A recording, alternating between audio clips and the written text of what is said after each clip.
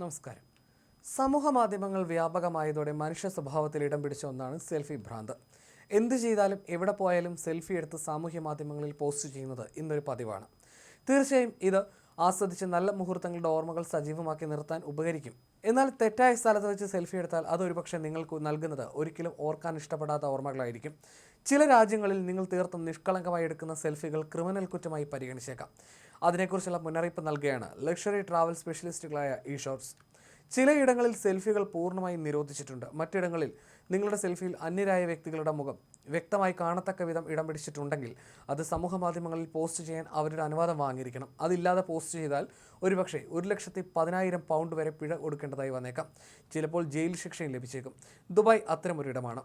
ഏറെ ജനപ്രിയ വിനോദ കേന്ദ്രങ്ങളുള്ള ദുബായിൽ സന്ദർശനത്തിനിടെ ഫോട്ടോ എടുത്ത് സൂക്ഷിക്കേണ്ടത് ഒരാവശ്യം തന്നെയാണ്. എന്നാൽ എടുക്കുന്ന സെൽഫികൾ അന്യരാരും ഉൾപ്പെടുന്നില്ല എന്ന് ഉറപ്പുവരുത്തണം. അതല്ലെങ്കിൽ അവരുടെ അനുവാദം വാങ്ങിയതിന് ശേഷം മാത്രമേ ഈ ചിത്രം പോസ്റ്റ് ചെയ്യാൻ നിയമപരമായി അനുവാദമുള്ളൂ. യുഎയിലെ സ്വകാര്യത സംരക്ഷണ നിയമം അനുശാസിക്കുന്നത് അതാണ്. അതുപോലെ ദുബായിൽ സർക്കാർ കെട്ടിടങ്ങളിലും സൈനിക കേന്ദ്രങ്ങളിലും അതുപോലെ ചില പ്രത്യേക ഇടങ്ങളിലും സെൽഫി പൂർണ്ണമായും നിരോധിച്ചിട്ടുണ്ട്. അതുകൊണ്ട് തന്നെ ദുബായ് സന്ദർശിക്കുമ്പോൾ കരുതലോടെ ഇരിക്കണം.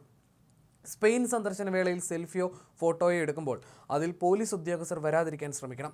പൊതു ഇടങ്ങളിൽ പോലീസ് ഉദ്യോഗസ്ഥർക്കൊപ്പമോ അതല്ലെങ്കിൽ പോലീസ് ഉദ്യോഗസ്ഥരുടെയോ അതുമല്ലെങ്കിൽ അവർ ഉൾക്കൊള്ളുന്നതോ ആയ ചിത്രമെടുത്താൽ 530 പൗണ്ട് മുതൽ 26,400 പൗണ്ട് വരെ പിഴയൊടുക്കേണ്ടി വന്നേക്കും. പോലീസ് ഉദ്യോഗസ്ഥരുടെ ചിത്രങ്ങളോ വീഡിയോകളോ എടുക്കുന്നത് പൂർണ്ണമായും നിരോധിച്ചുകൊണ്ടുള്ള 2015 വിവാദ നിയമത്തിൽ ഇപ്പോൾ ചില ഇളവുകൾ വരുത്തിയിട്ടുണ്ട്.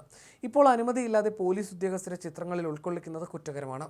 ജപ്പാനിൽ റെയിൽവേ സ്റ്റേഷനുകളിലും പരമ്പരാഗത റയോക്കൻ സത്രങ്ങളിലും ഫോട്ടോഗ്രാഫി പൂർണ്ണമായും നിരോധിച്ചിരിക്കുന്ന സ്ഥലമാണ്. അതുപോലെ ചരിത്ര പ്രസിദ്ധമായ ഗേഷ ജില്ലകളിലും ഫോട്ടോഗ്രാഫിക്ക് നിരോധനമുണ്ട്.